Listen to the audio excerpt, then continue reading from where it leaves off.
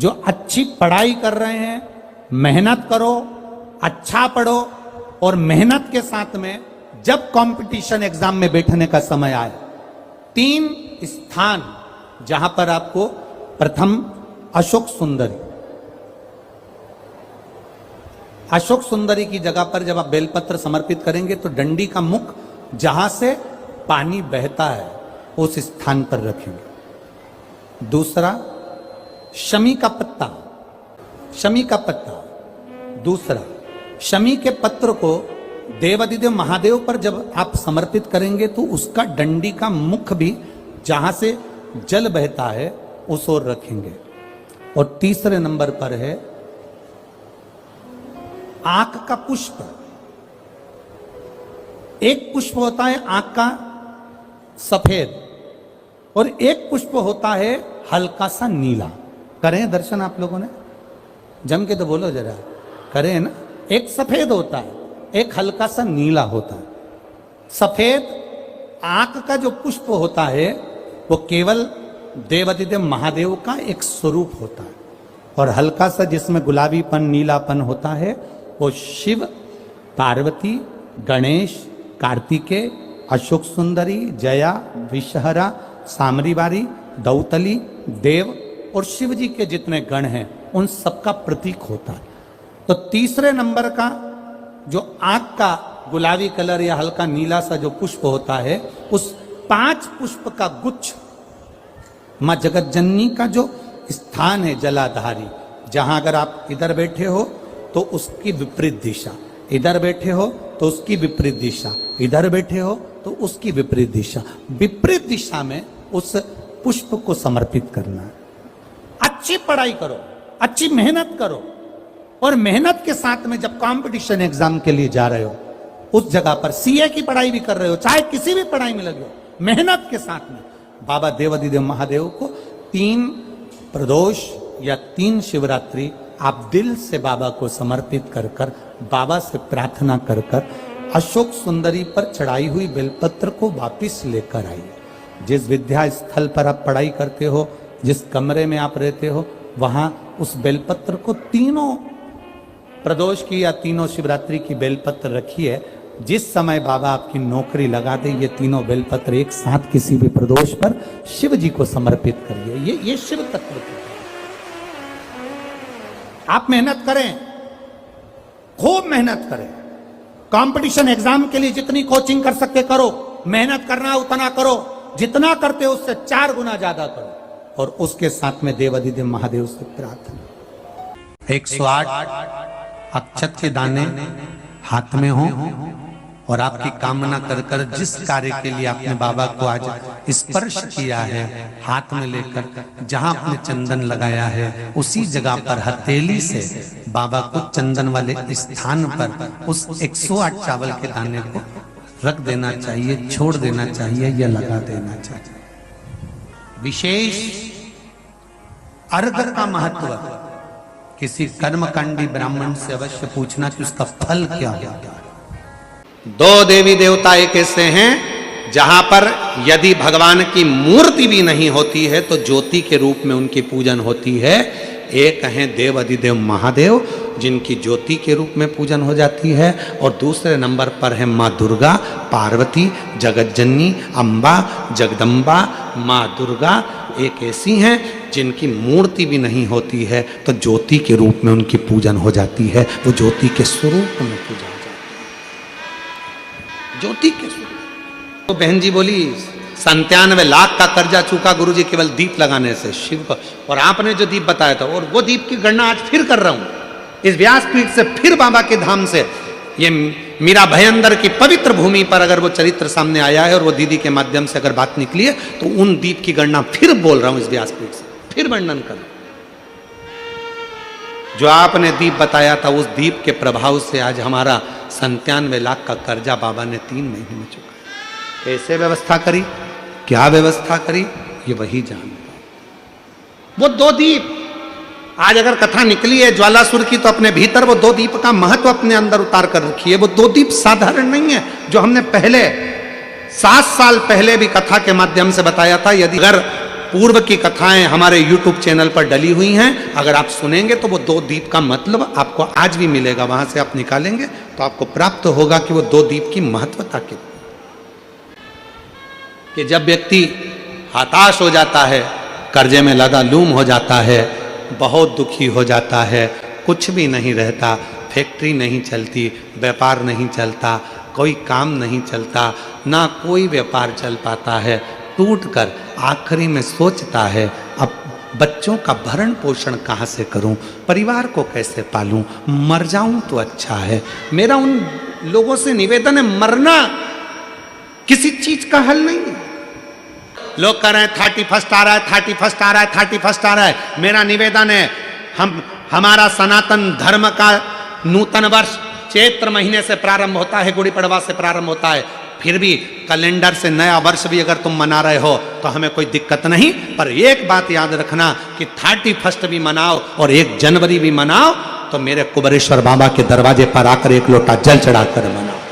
मेरे शंकर भगवान के दरवाजे से, वो कुबेर भंडारी के दरवाजे से मनाओ, जो कुबेरेश्वर बाबा तुम्हारी जिंदगी को सार्थक करे, तुम्हारे जीवन को आनंदित करे। तो मत ज्वालासुर की कथा कहती है, कभी जैसे ज्वालासुर को भगवान शंकर ने कहा कि तुम्हारा शरीर मैं ठंडा नहीं कर सकता, मैं तुम्हें समाप्त नहीं कर सकता, क्योंकि मैं तुमको प्रकट करा, मैंने नृत्य करा और मेरे नृत्य से तुम प्रकट हुए ज्वाला। और देवता कहें कि समाप्त कर दूं तो समाप्त कर नहीं सकते। देवताओं ने भी पूरा बल लगा दिया, जल वृष्टि करी, पानी डाला, सब कुछ करा, बहुत प्रयास करा, पर ज्वालासुर मरता नहीं है, ज्वालासुर समाप्त नहीं होता। ज्वाला क्या समाप्त हो? शिव कथा कर, मैं ज्वालासुर को समाप्त नहीं, इसकी बैलेंसिंग करूंगा और ये ज्योति के रूप में रहेगा। मां शक्ति के पास में भी ज्योति के रूप में, शिव के पास में भी ज्योति के रूप में। इसलिए जब तुम संपूर्ण तरह से हार जाओ, लगे अब कुछ भी नहीं अपने पास में, एकदम खाली हो गए, कुछ भी नहीं बचा, तब बेलपत्र के वृक्ष के नीचे शंकर जी के मंदिर के सम्मुख में 2 दीप लगाना प्रारंभ कर दीजिए। एक लंबी बाती का दीप, एक गोल बाती का दीप, एक शक्ति का, एक शिव का। दोनों दीप घी के, दोनों सामने रखो, बाबा को प्रार्थना करो। शिव मंदिर में लगाने के बाद फिर बेलपत्री के वृक्ष के नीचे जाओ। उस बेलपत्री के वृक्ष के नीचे जाना जिसकी छांव तुम्हारे ऊपर पड़े। पौधा नहीं, पौधे की छांव नहीं आ पाती अपने ऊपर, पौधा छोटा सा रहता तो उसकी छांव नहीं आती। बेलपत्र के वृक्ष की छांव में बैठकर 2 दीप लगाओ जिसकी छांव है। 2 महीना नियम ले लो, शाम के समय पर दिन भर मेहनत करूंगा, परिश्रम करूंगा, अपने व्यापार को बढ़ाऊंगा, कर्म करूंगा, मेहनत करूंगा, और शाम को प्रदोष काल में मेरे घर का कोई भी व्यक्ति जाएगा, शिव मंदिर में 2 दीप और बेलपत्र के वृक्ष के नीचे 2 दीप लगाएगा। 2 महीना इंतजार करना, मेरा बाबा हाथ पकड़कर तुम्हें ऐसा दौड़ाएगा कि शिव अपने आप करुणा करने लगेगा। छोड़ता नहीं है शिव। दुनिया में एक दोस्त ऐसा है मेरा देव अधिदेव महादेव, दुनिया में एक मित्र ऐसे हैं मेरे शंकर भगवान जिन्होंने शंकर को अपना सर्वस्व मान लिया।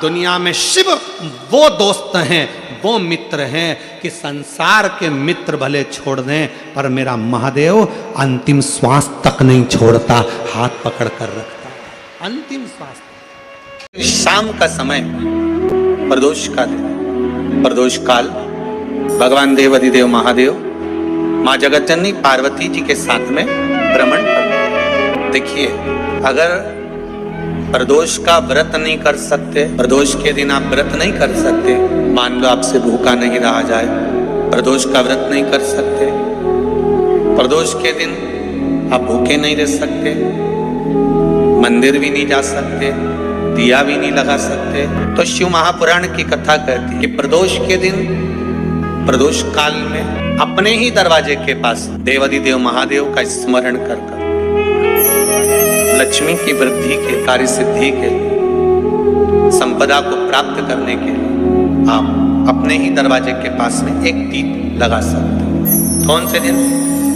प्रदोष। प्रदोष के दिन यदि